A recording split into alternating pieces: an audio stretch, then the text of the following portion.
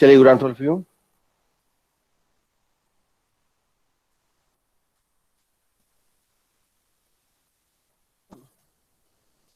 आवाज आ रही है सबको? स्क्रीन विजिबल यस है? सर। Yes sir. चलिए, तो जैसा कि अपन लोगों ने लास्ट क्लास में ट्रांसफार्मर ऑन लोड की कंडीशन देखी थी, इसमें एक चीज मैं आपको रिवाइज कराना चाहूंगा कि जो आपका फाई टू फ्लक्स है, वो जो भी आपका करंट, एक्चुअली में क्या है, फाई टू फ्लक्स आपको तब मिलेगा जब आपका लोड के साइड कोई भी आपका करंट फ्लो हो, वो आपको तभी मिलेगा। ठीक है ना? लेकिन होगा क्या, जैसे आपको फाई टू फ्लक्स मिला, मतलब एडिशनल फ्लक्स जो मिला, वो क्या करेगा, आपके मेन फ्लक्स, जैसे मान लीजिए ये फाई टू आपको मिला, ठीक है ना? अब इस फाई टू की वजह से क्या होगा, आपके फाई की वैल्यू भी कम होना शुरू हो जाएगी। क्लियर? तो उसके लिए क्या होगा, उसके लिए अपन एक सर्कुलेटिंग करंट जो आपका है, मतलब I1 डैश अपन एक करंट फ्लो कराएंगे उसमें, जिससे कि जो आपका टोटल जो फ्लक्स मतलब आपको जो मिलेगा वो मिलेगा फाइव वन डैश। इस फाइव वन डैश की वजह से क्या होगा कि आपका फाइव वन डैश की वजह से जो फाइव टू है वो आपका क्या हो जाएगा, कैंसिल आउट। समझ आया? इस कंसेप्ट में किसी को कंफ्यूजन है क्या, जो लास्ट क्लास में आप लोगों को हो रहा था, आप लोगों ने बुक में देखा था? स्टूडेंट प्लीज से यस और नो और raise your doubt, otherwise I will continue with next topic. No sir, अब इसमें नहीं है, क्लियर हो गया था ये तो फिर। ठीक है ना? तो ये तो हो गया अपना इसके लिए। ये सिंपल हो गया आपका जब आपने लोड नहीं लिया, उसी से रिलेटेड अपन ने ये कुछ इसमें थ्योरी देखा था, ये था। अब आज की क्लास में, और आज की क्लास अपन 3 बजे तक ही लेंगे, उसके बाद जितना आज की क्लास तक हो जाएगा आपका मिड सेमेस्टर एग्जामिनेशन में उतना ही आएगा। And today class is important, तो सभी लोगों से बोल देना, क्योंकि जो आज पढ़ाया जाएगा वो भी मिड सेम में आएगा ही आएगा। ठीक है ना? तो अब जो है आपका आज का टॉपिक वो है आपका प्रैक्टिकल ट्रांसफॉर्मर।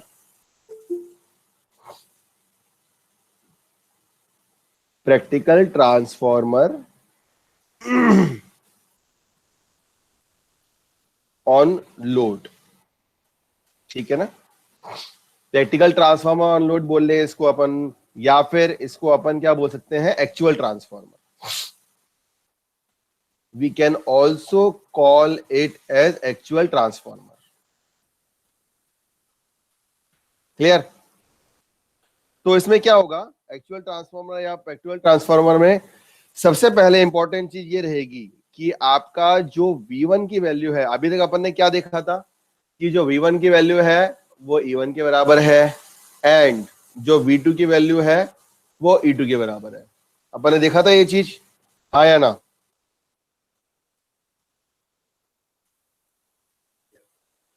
ठीक है। लेकिन अब यहां पे ऐसा नहीं होगा। यहां पे क्या होगा, अब यहां पे कुछ रेजिस्टेंस और आपका उसका ड्रॉप इसमें अपीयर हो जाएगा। कैसे होगा, तो उसके लिए अपने डायग्राम जो होगा इसका, इक्विवेलेंट सर्किट जो होगा, उस इक्विवेलेंट सर्किट का डायग्राम अपन बनाएंगे। तो सबसे पहले आपका इसमें आएगा R1, then after that X1, then ये आपका वाइंडिंग, प्राइमरी वाइंडिंग, और इस प्राइमरी वाइंडिंग का लोकेशन ये हो गया। ठीक है ना? ये R1 हो गया, ये X1 हो गया। यहाँ पे जो वोल्टेज दिया था आपने, अप्लाइड वोल्टेज V1, जो भी आपने इसमें करंट फ्लो करा रहे हैं, I1 करंट हो गया R1 X1, and at the primary winding terminal E1 induce voltage. Similarly ये तो हो गया प्राइमरी वाइंडिंग का अरेंजमेंट। अब सेकेंडरी वाइंडिंग अरेंजमेंट भी इसी तरीके से होगा आपका, R2 रेजिस्टेंस, X2 रिएक्टेंस, और इसी के साथ यहाँ पे एक लोड कनेक्ट हो जाएगा, LOAD। ठीक है ना? यहाँ पे आपका R2 मिलेगा, यहाँ पे आपको X2 मिलेगा, ये आपके number of turns N1, number of turns N2,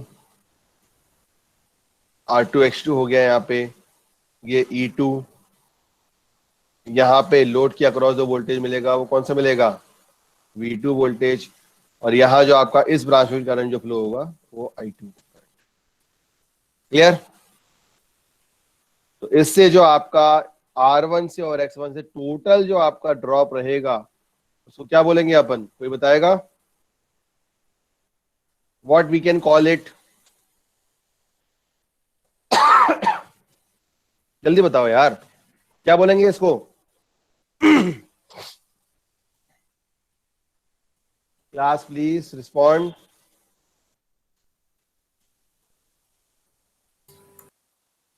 जो R1 X1 यहाँ पे है, the value of R1 X1 and the value of R2 X2, what we can call it?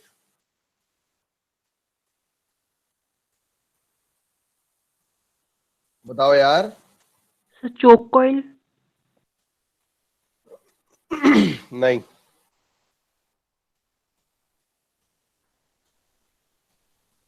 Clear?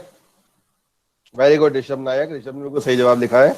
Impedance, जो प्राइमरी वाइंडिंग में जो रेजिस्टेंस रिएक्टेंस रहेगा आपका, actual में ये आपका वायर ही है। अब वायर में आपका रेजिस्टिव और इंडक्टिव बिहेवियर आ रहा है, और इसीलिए यहाँ पे जो R1 की हेल्प से और X1 की हेल्प से जो आपको मिलेगा वो मिलेगा आपको इम्पीडेंस दैट इज Z1, और R2 की हेल्प से और X2 की हेल्प से जो मिलेगा वो मिलेगा आपको इम्पीडेंस Z2। क्लियर? समझ आया? और इसी से जो आपका ड्रॉप जो रहेगा वो ड्रॉप भी आपको मिलेगा, क्योंकि इसमें क्या रहेगा, इसमें चाहे प्राइमरी साइड की वाइंडिंग हो या सेकेंडरी साइड की वाइंडिंग हो, दोनों ही वाइंडिंग में आपका प्राइमरी साइड में और सेकेंडरी साइड में अपन को with the help of Kirchhoff voltage law अपने केवीएल इक्वेशन इसमें लिखेंगे। ठीक है ना? इट इज यहाँ पे जो ड्रॉप है वो ड्रॉप हो जाएगा I1 R1, यहाँ पे जो ड्रॉप हो जाएगा वो आ जाएगा I1 X1। Similarly secondary winding में जो ड्रॉप रहेगा वो I2 R2, और X2 के अक्रॉस जो ड्रॉप रहेगा वो हो जाएगा आपका I2 X2। समझ आया? आया कि नहीं आया?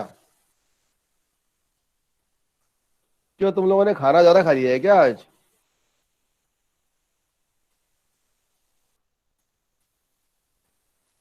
पढ़ना नहीं है क्या आज क्लास? Yes sir. तो ये रिस्पॉन्ड तो करो। ठीक है, तो इसमें क्या चीज आ रही है अब, इसमें ये बात हो रही है कि यहाँ पे जो वोल्टेज आपको मिला है, the value of voltage and in primary winding end voltage in secondary winding, ये दोनों ही वोल्टेज आपके V1 की वैल्यू E1 के बराबर नहीं होगी और V2 की वैल्यू E2 के बराबर नहीं होगी। क्लियर? समझ आएगा? अब अगर ये चीज नहीं होगी तो क्या होगा, इट मीन्स दैट जो अप्लाइड वोल्टेज आपका रहेगा उस वोल्टेज की वैल्यू क्या रहेगी, the value of V1 is equal to I1 R1 plus J times of I1 X1। ये तो आपका किसकी वजह से हो जाएगा, जो ड्रॉप है आपका Z1, प्लस प्लस क्या होगा, जल्दी बताओ फटाफट। अगर मैं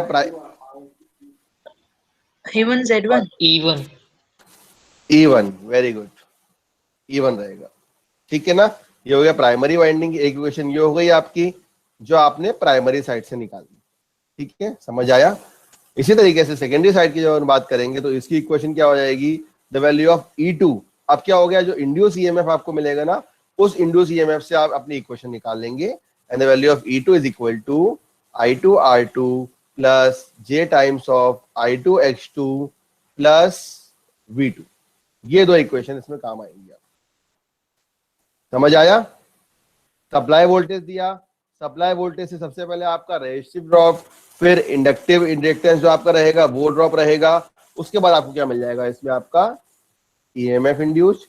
देन आफ्टर दैट सिमिलरली जो आपका I2 R2 का है और जो I2 X2 है वो आपको मिल जाएगा वो आपका क्या मिल जाएगा, आपका E2। Clear? And this is the equivalent circuit of actual transformer. अगर अपन किसी भी एक्चुअल ट्रांसफार्मर की बात करें तो वो आपका एक इक्विवेलेंट सर्किट है। अच्छा, कोई मुझे बताएगा क्लास में ये जो अभी अपन ने इक्विवेलेंट सर्किट बनाया है, ये पूरा का पूरा इक्विवेलेंट सर्किट है या इसमें अभी कुछ कमी है? N equivalent circuit of actual transformer, बताओ जल्दी फटाफट बताओ बेटा, क्लास जल्दी बताओ यार। ये जो अभी अपन ने एक्चुअल ट्रांसफार्मर बनाया है यहाँ पे, इक्विवेलेंट सर्किट का जो बनाया है वो कंप्लीट है या इसमें अभी कुछ चीज, something is missing in this?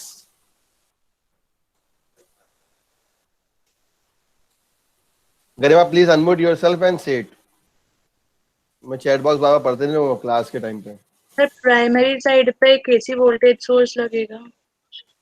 वो तो ऑलरेडी लगा हुआ है यार, कैसी बातें करती है गरिमा, क्या नींद में है क्या आज? कैसे बोलती है, ये देख, ये लग गया एसी वोल्टेज, ये V1 है, मतलब ये एसी वोल्टेज ही तो है, ये सप्लाई है आपका, ले ले ले एसी वोल्टेज। अब बता।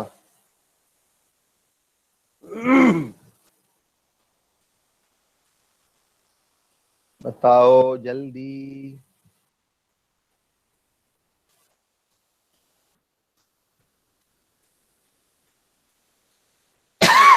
जल्दी बताओ यार।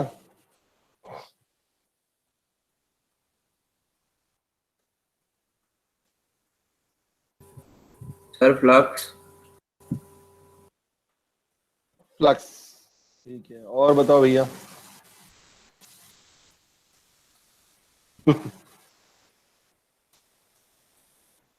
लो भैया, ये फ्लक्स आ गया तुम्हारा, ये मैंने ट्रांसफार्मर के आसपास फ्लक्स को ड्रॉ करा दिया।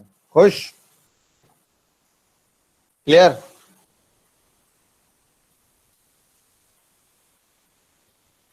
बताओ यार, हो गया कंप्लीट?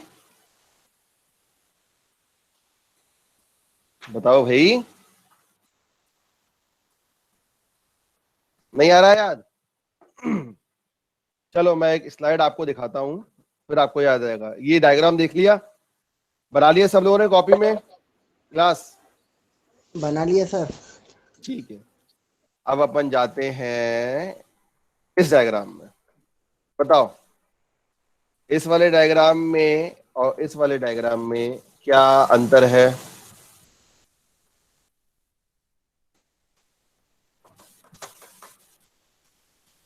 तो बताओ जल्दी बताओ। सर उसमें आई म्यू और आई नॉट वाला डायग्राम वो नहीं है। कौन बोल रहा है यार? देव? सर देव। और कोई बताओ, जल्दी करो यार, 3 बजे तक खत्म करें फटाफट क्लास।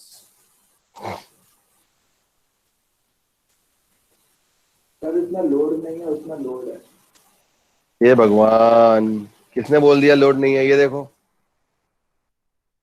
मैंने आपसे, तुम लोग बिल्कुल टेक्निकल क्वेश्चन नहीं देखते। मैंने बोला है इसमें ऐसी कौन सी चीज नहीं है जो वहां पे है, तुम ये कह रहे हो इसमें ऐसी चीज नहीं है वो वहां पे पहुंच गई है। क्या फेजर डायग्राम। क्या करे तुम लोग का यार? फेजर डायग्राम कहाँ से आ जाएगा? अभी फेजर डायग्राम मैंने बनाया ही नहीं है यार, बात हो रही है इक्विवेलेंट नहीं सर्किट सर, की, ये आप कह रहे हो। पैरेलल में जो रेजिस्टेंस और इंडक्टेंस वो लगा है वो शायद। वेरी गुड, ये है, अब समझ आया। पहले में रेशियो इंडक्टेंस से मतलब क्या है? Loss components. क्लियर? याद यस आया? सर। ठीक है ना? तो इसका मतलब ये है कि जब भी अपन इक्विवेलेंट सर्किट बनाएंगे किसी भी ट्रांसफार्मर का, तो उसके लिए अपन क्या करेंगे, उसके लिए आपका उस इक्विवेलेंट सर्किट में आपका उसमें लॉस का होना बहुत जरूरी है। ये डायग्राम मैंने इसलिए बनाया है आपको समझाने के लिए कि प्राइमरी साइड में और सेकेंडरी साइड में आपका R1 X1 R2 X2 रहेगा, और वोल्टेज और ईएमएफ की इक्वेशन कैसे बनेगी, प्राइमरी वोल्टेज और सेकेंडरी वोल्टेज की इक्वेशन कैसे रहेगी। ठीक है ना? अब जो अपन डायग्राम बनाएंगे, next heading is your equivalent circuit of a transformer. List में लिखो फटाफट 2 लाइनें। एक अनाउंसमेंट और है आप लोगों के लिए, ध्यान से सुनिएगा। ट्रांसफार्मर के जो अभी तक अपन ने न्यूमेरिकल कराए हैं, मिड सेम में आपके वही न्यूमेरिकल आएंगे। वोल्टेज रेगुलेशन और एफिशिएंसी, क्योंकि वो सिलेबस में नहीं हो पाया है अभी तक कंप्लीट, तो वो न्यूमेरिकल नहीं आएंगे। समझ आया सबको? और एसआर sir. प्लीज आप लोग ग्रुप में लिख दीजिएगा, क्योंकि मेरे को स्टूडेंट्स इंडिविजुअल लिखते हैं कि what is the syllabus of mid sem, what is syllabus of mid sem. मेरा फिर पारा हाई होता है। इतनी बार क्लास में बोल दिया है, और अभी आप क्लास के दौरान ड्यूरिंग भी आप लिख सकते हो, तो कोई उसमें करेक्शन होगा तो मैं बता दूंगा। मतलब एक गलत चीज है यार, मतलब एक मोहम्मद शाहिद है, वो हमेशा 3 दिन से वही लिख रहे, गलत चीज है ना यार। जब मैं क्लास में इतनी से आपको बता रहा हूँ, अलग से मेरे से मिलते लिखते, प्रॉब्लम पूछो यार, कोई दिक्कत नहीं है, लेकिन ये पूछ रहे what is syllabus mid sem, तो यार मैं तो क्लास आओगे नहीं, अटेंड करोगे नहीं, और इंडिविजुअल व्हाट्सएप में पूछोगे। अरे कब दिमाग गर्म होगा इसमें यार? सही कह रहा हूँ गलत कह रहा हूँ, बताओ आया ना? Yes sir. ठीक है ना?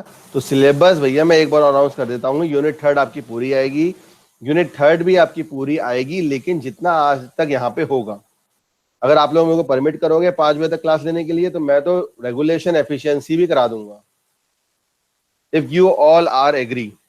वो चीज आप पे डिपेंड होगी, आप लोग सुबह से क्लास अटेंड कर रहे हो, तो मैं इतनी जल्दी बोला अनुष्का ने नो सर।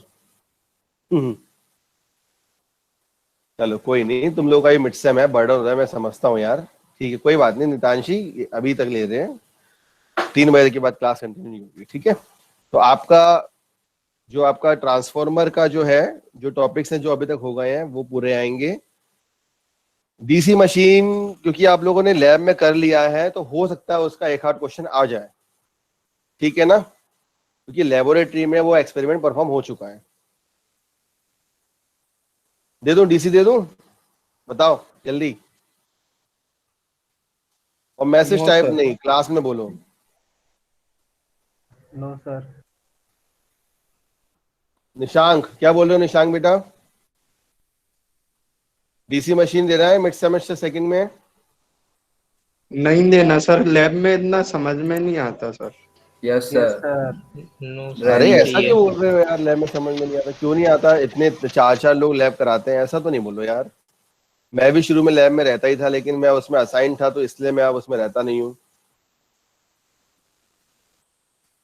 चलो छोड़ो, वो अलग इशू है। मतलब डीसी नहीं देना ना, सिंपल ये चीज है, ठीक है? Okay sir. ठीक है, तो आपका जो भी मैं क्लास जब एंड होगी उसके बाद एक बार मैं आप लोग बता दूंगा, ठीक है ना? तो इसमें क्या होगा, इक्विवेलेंट सर्किट ट्रांसफार्मर में आपका, अरे देवेंद्र सर 2 रखने हैं, 2, हाँ 2 रखने हैं, ठीक है ना? वो मैं एप्लीकेशन मैडम को देके आपको दे दूंगा।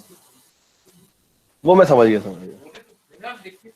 नहीं समझ गया, ठीक है? तो यहाँ पे क्या आ गया आपका, R1 X1 आ गया, क्लियर? अब R1 X1 का मतलब ये है कि जो अभी अपन ने समझाया था यहाँ पे, वो चीज इसमें आएगी आपकी। इसके साथ साथ आपका लॉस कंपोनेंट आएगा। लॉस कंपोनेंट में क्या हो जाएगा आपका, यहाँ पे X0, R0, IE, IM, वहां आपका I म्यू IW लिखा हुआ था, तो IE और IM भी हो सकता है, ठीक है ना? I0 हो गया ये। यहाँ पे अब ये आ गया आपका I1 डैश, जो आपने एक एडिशनल करंट फ्लो कराया है, उसकी वैल्यू आ गई यहाँ पे, ठीक है ना? E2 हो गया, R2 हो गया, H2 हो गया, I2 हो गया, लोड हो गया, and this is the equivalent circuit of a transformer, clear? And here the value of, जो इंपॉर्टेंट है वो मैं लिखवा देता हूँ यहाँ पे। The value of IE is iron loss current. Iron loss मतलब जो आपका कॉपर लॉस करंट है, वो अपन ने इसमें निकाला है, ठीक है? The value of IM is, this is the magnetising current, है ना? ये मैग्नेटाइजिंग करंट हो गया। और जो यहाँ पे अपन ने R0 लिखा हुआ है, this is your non inductive reactance, non inductive resistance R0। और लास्ट में जो X0 है, this is your pure reactance. Clear? समझ आया class?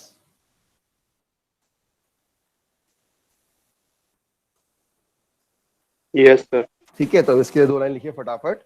The equivalent circuit of any device, the equivalent circuit of any device can be quite helpful, can be quite helpful. The equivalent circuit of any device can be quite helpful in predetermination of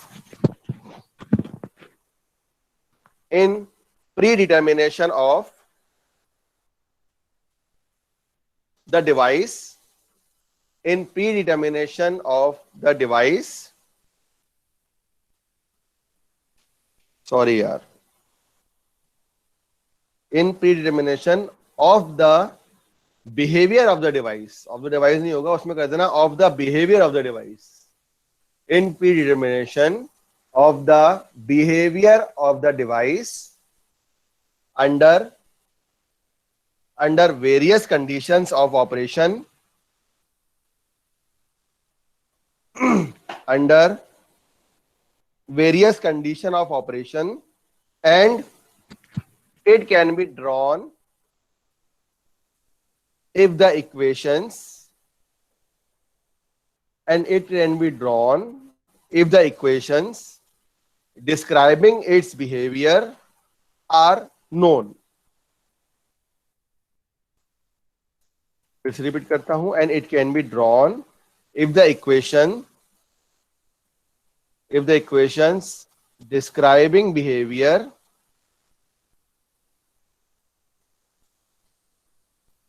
describing its behavior are drawn.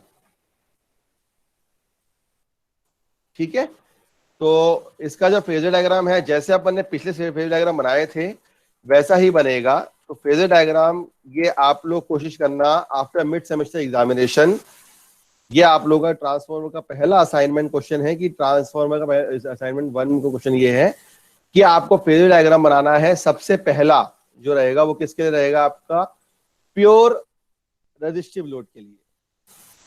ठीक है ना, सबसे पहले आप resistive load के लिए बनाएंगे, pure inductive load के लिए और प्योर कैपेसिटिव लोड के लिए भी बुक में फेजर डायग्राम बना हुआ है. ठीक है ना, चेंज कुछ नहीं होगा, सिर्फ चेंज हो जाएगा आपका I2 की वैल्यू पे. तो फेजर डायग्राम ये किसका रहेगा आपका? This is the phasor diagram of actual transformer. ठीक है, phasor diagram of actual transformer on load. Clear? Pure capacitive load के लिए भी अपन कर सकते हैं. तो अभी मैं इसको अपलोड भी नहीं कर रहा मूडल पर, बस मैंने आपको बता दिया है कि यह आपका इसमें असाइनमेंट रहेगा. क्लियर? समझ आया है ना? तो यहां तक ये जो था ये ट्रांसफार्मर का आपका वर्किंग प्रिंसिपल और थ्योरेटिकल था. फेजर डायग्राम आप लोग बनाने की कोशिश करना, अगर नहीं आए तो फिर मैं आपको इसका फेजर डायग्राम बना के बता दूंगा. ठीक है ना? अब इसमें जो नेक्स्ट टॉपिक जो आता है, यहाँ पे कोई प्रॉब्लम तो नहीं किसी को इन दोनों डायग्राम में बेटा?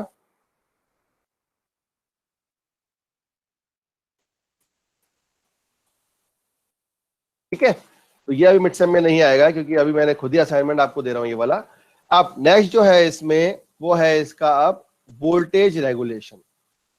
इंपॉर्टेंट टॉपिक है इसमें, क्योंकि अगर अपन इसमें अगर सिलेबस में ही जाए, if I can open the syllabus of that subject, this one. देखिए, तो ये अगर अपन सिलेबस में जाए तो सभी को दिख रहा होगा यहाँ पे सिलेबस भी. तो इसमें जैसे आपको दिख रहा होगा कि फॉर दैट सिलेबस अपना जो मैग्नेटिक सर्किट है यूनिट थर्ड के लिए, तो यूनिट थर्ड के लिए आपकी इसकी वैल्यू ये तो पूरा आएगा ही आपका. Magnetic basic definition, AC excitation, self inductance, mutual inductance, induce voltage, laws of electromagnetic induction, direction of induce EMF, flux, MF, the relation, analysis of magnetic circuit. Third का तो आपका क्विज भी हो चुका है, तो उसकी तैयारी भी हो गई होगी. अब बात आएगी फोर्थ की. तो सिंगल फेज ट्रांसफार्मर अपन ने पढ़ लिया है, बेसिक कंसेप्ट देख लिया, कंस्ट्रक्शन वर्किंग प्रिंसिपल देख लिया है, आइडियल ट्रांसफार्मर और उसका फेज डायग्राम भी देख लिया था अपन ने नो लोड कंडीशन पे. अब voltage current and impedance transformation ratio जो है वो है आपका जो ट्रांसफॉर्मेशन रेशियो जो किया अपन ने लिया था, that is V2/V1, E2/E1, N2/N1 और I1/I2, वो ले लिया था. इक्विवेलेंट सर्किट आज अपन लोगों ने देख लिया. ठीक है ना? फेजर डायग्राम अभी मैं उसको स्किप कर रहा हूँ क्योंकि उसको समझे आप लोग उसको कोशिश करना, नहीं तो after the mid semester examination अपन उसको पढ़ेंगे. ठीक है ना? अब जो इसमें 3 टॉपिक बच रहे हैं वो है आपका वोल्टेज रेगुलेशन, लॉसेस अपन पढ़ चुके हैं पहले ही, वोल्टेज रेगुलेशन और एफिशिएंसी। टेस्टिंग ऑफ ट्रांसफार्मर के लिए मैं आपको बता दूंगा, तो यहां तक आपका इसमें सिलेबस में आएगा, ठीक है ना, क्लियर। अब रिपीट करने की जरूरत नहीं है। एसी और डीसी मशीन मतलब रोटेटिंग यूनिट फोर्थ के आपके दो डिवीजन मैंने आपको पहले ही बता दिया था कि for that single phase transformer is part 1 and rotating electrical machine this one is your part 2। तो पार्ट 2 आपका नहीं आएगा, पार्ट 1 नहीं आएगा। बेटा सीआर क्लास में प्रेजेंट है अभी, सीआर या एसआर कोई भी? Yes sir. Yes sir. ठीक है, समझ आ गया क्या बोला मैंने? Yes sir. तो आप लोग इसमें BEEE वाले ग्रुप में पोस्ट कर देना ये वाला सिलेबस, मतलब जो भी आपको मिड सेम के लिए मैंने बता दिया after the class is over, ठीक है।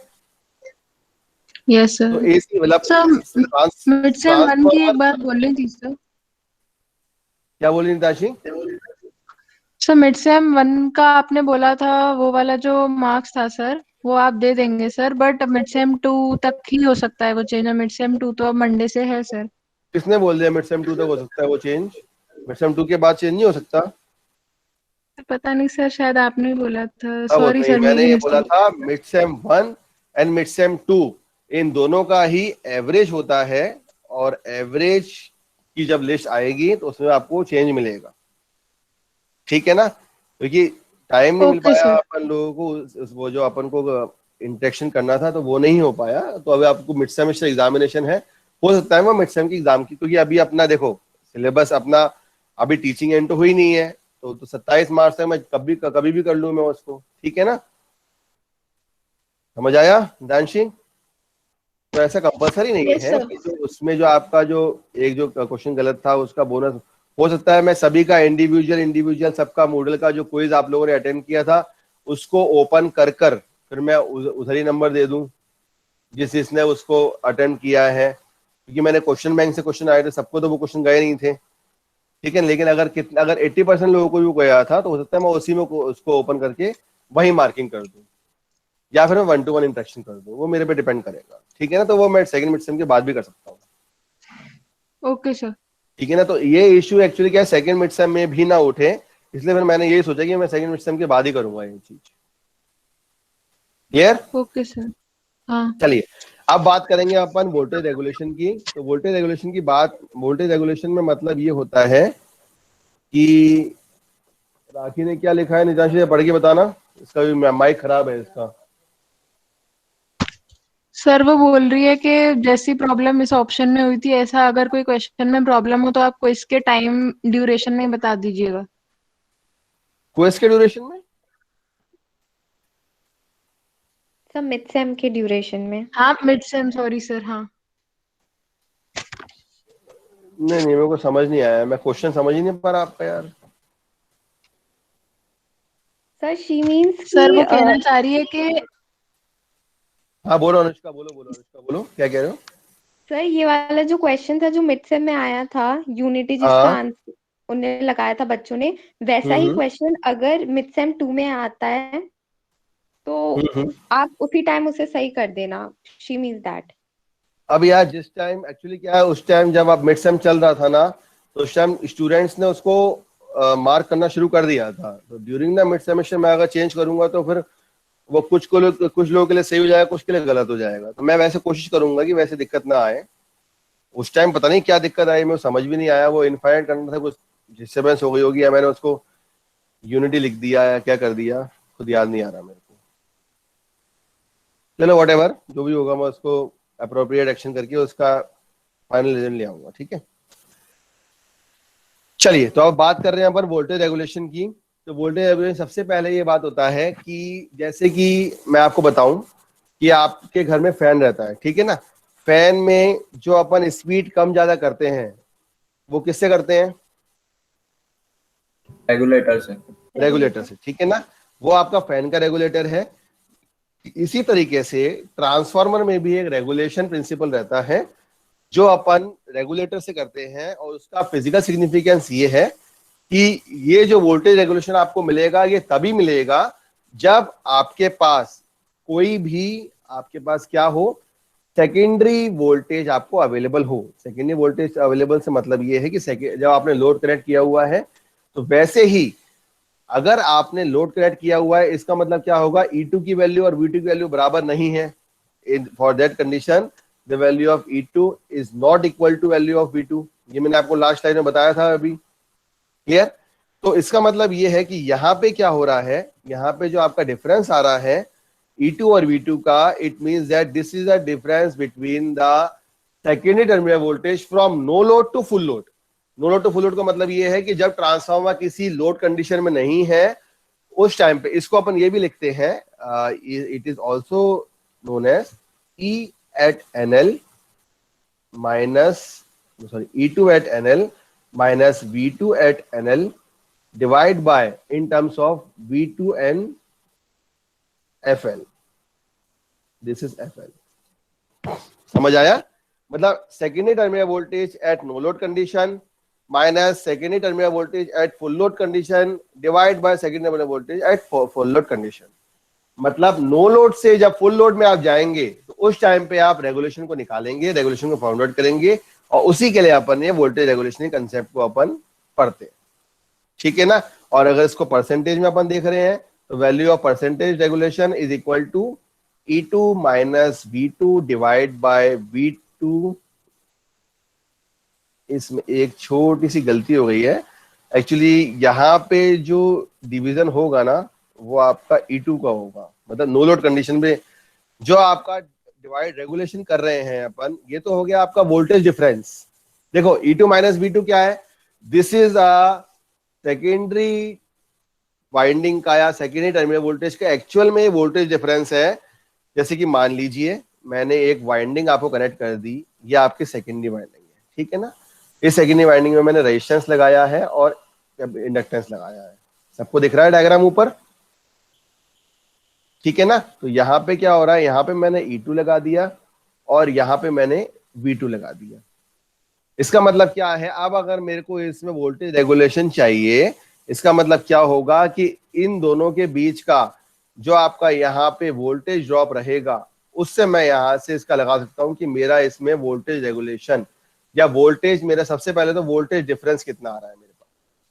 जैसे ही मेरे पास वोल्टेज डिफरेंस आ जाएगा नो लोड और फुल लोड कंडीशन में, वैसे ही मैं क्या करूंगा, जो भी मैंने यहाँ पे मैंने अपनी स्टार्टिंग नो लोड से करी थी, तो नो लोड से स्टार्टिंग करके मैं उसको उसी के रेस्पेक्ट में डिवाइड करके उस इक्वेशन को लिख दूंगा। तो E2 minus V2 divide bye E2, या फिर E2 at no load minus V2 at full load divide by, इसको मैं V2 एट FL लिख सकता हूं।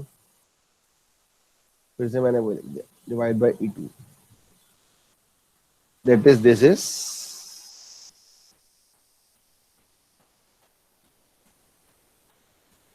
ठीक है। तो ये जनरल कंसेप्ट है आपका वोल्टेज रेगुलेशन का। किसी किसी बुक में स्टेप अप वोल्टेज रेगुलेशन और अप वोल्टेज रेगुलेशन और डाउन वोल्टेज रेगुलेशन भी दिया हुआ है, ठीक है ना? तो उससे कंफ्यूज मत होना आप लोग। परसेंटेज रेगुलेशन कर रहे हैं, इसका मतलब इसमें अपन मल्टीप्लाई करेंगे किसका, 100 का। क्लियर? समझ आया सबको? समझ आया कि नहीं आया? Yes sir. ठीक है। इसको अपन एक और तरीके से लिख सकते हैं। एक और तरीके से कैसे लिख सकते हैं कि जैसे मैंने मान लीजिए डायग्राम लिखा हुआ है, इसको मैं वोल्टेज डिफरेंस लिख लूं, या फिर मैं सिंपल इसमें क्या लिख लूं, अगर मैं वोल्टेज डिफरेंस से आपको समझ नहीं आ रहा तो मैं अगर इसको सिंपल वोल्टेज डिफरेंस की बजाय मैं इसको सिंपल अगर वोल्टेज ड्रॉप लिख लूं, ठीक है ना? क्योंकि अलग अलग बुक में अलग अलग कंसेप्ट रहता है, कहीं कहीं कुछ रहता है। तो अगर मैं ऐसा वोल्टेज रेगुलेशन इसके टर्म में लिख रहा हूं, इसका मतलब क्या होगा कि the value of the percentage regulation, जो मेरा परसेंटेज रेगुलेशन इसमें आएगा ना बेटा, the percentage value is equal to the voltage drop in transformer at full load, voltage drop in transformer at full load divide by, मतलब transformer का ऐसा voltage drop जब आपने उसको फुल लोड कंडीशन में लिया हो, divide by no load rated secondary voltage. समझ आया? ये इन टर्म्स अपन इसको ले रहे हैं, divide multiply by 100। It means that किसको अपन किस तरीके से लिखेंगे, सॉरी, इसको अपन किस तरीके से लिखेंगे, the value of this one is percentage regulation is equal to I2 R02 cos phi plus minus I2 X02 sin phi divide by E2 multiply by 100।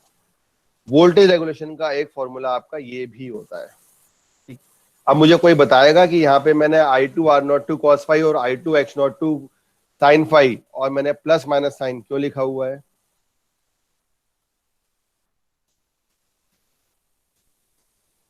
बताओ बेटा जल्दी फटाफट बताओ।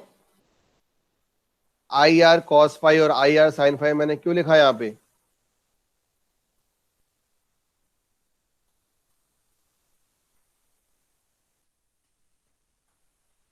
बता दो यार।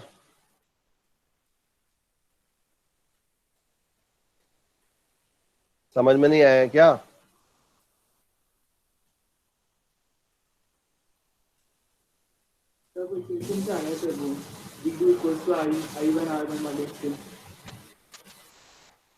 इसका मतलब क्या है कि जो वोल्टेज ड्रॉप यहाँ पे आ रहा है ना ऊपर, मान लीजिए मैंने यहाँ पे R2 ड्रॉप लिखा हुआ है या X2 ड्रॉप लिखा हुआ है, ठीक है ना?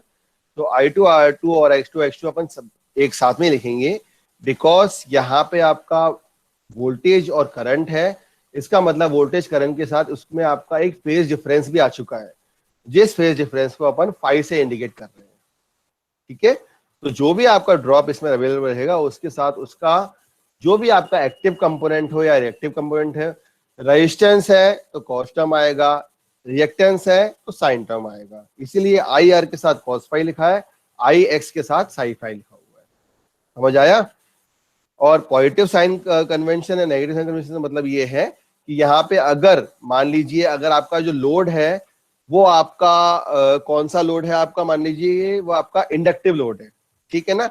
इंडक्टिव लोड है, इसका मतलब वहां जो पावर फैक्टर उसका जो रहेगा वो आपका लैगिंग पावर फैक्टर रहेगा, ठीक है ना? तो यहाँ पे फॉर्मूला जो आएगा वो पॉजिटिव साइन कन्वेंशन आएगा। और अगर आपका इंडक्टिव लोड कैपेसिटिव लोड है, इसका मतलब वो क्या आएगा, आपका लीडिंग फैक्टर हो जाएगा। तो उधर जो लीडिंग पावर फैक्टर रहेगा वहां पे अपन जो साइन कन्वेंशन यूज करेंगे वो अपन नेगेटिव यूज करेंगे। क्लियर?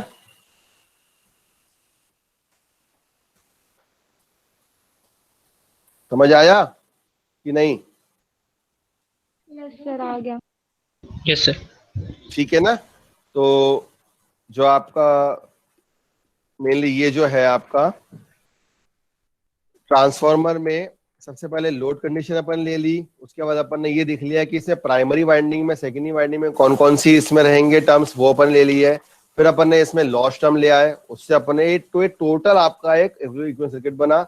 उसके बाद इसका डायग्राम आएगा और देन आफ्टर इसका वोल्टेज रेगुलेशन। इसमें अपन नो लोड से फुल लोड में सेकेंडरी साइड में कैसे जा रहे हैं ये चीज बताई गई है।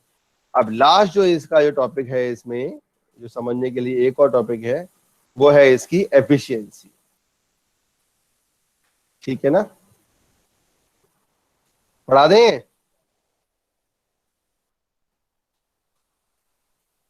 पढ़ा दूं ना? बताओ। No sir.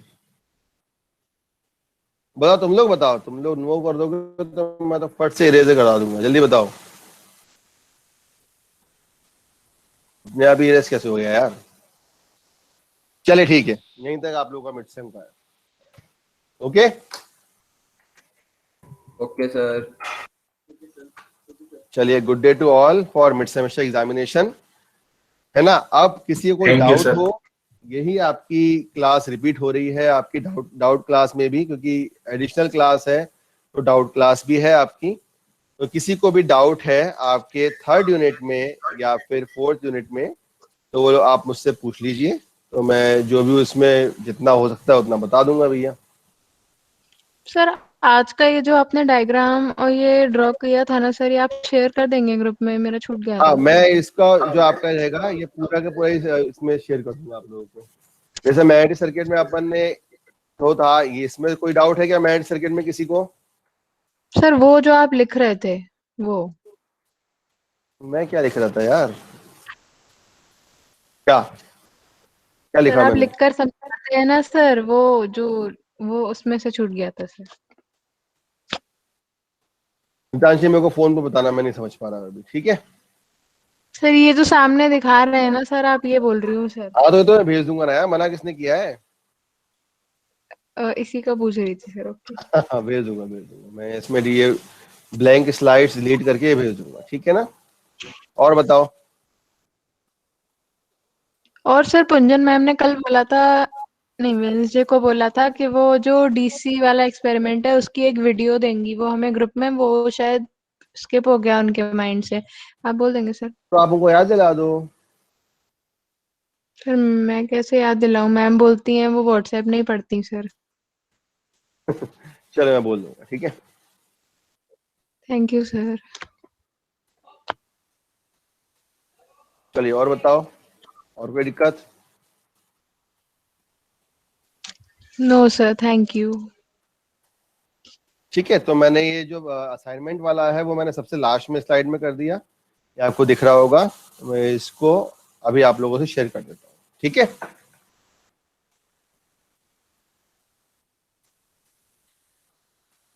डाउट क्लास भी है ये, तो किसी को डाउट हो तो पूछ लो, नहीं तो फिर अपन बंद करें।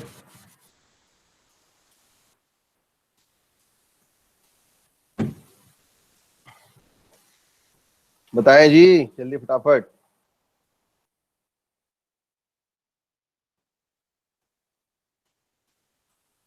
हम्म,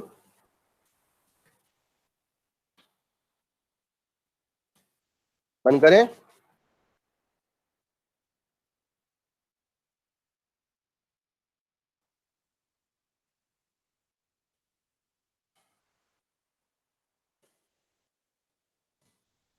चलिए, ओके, थैंक यू।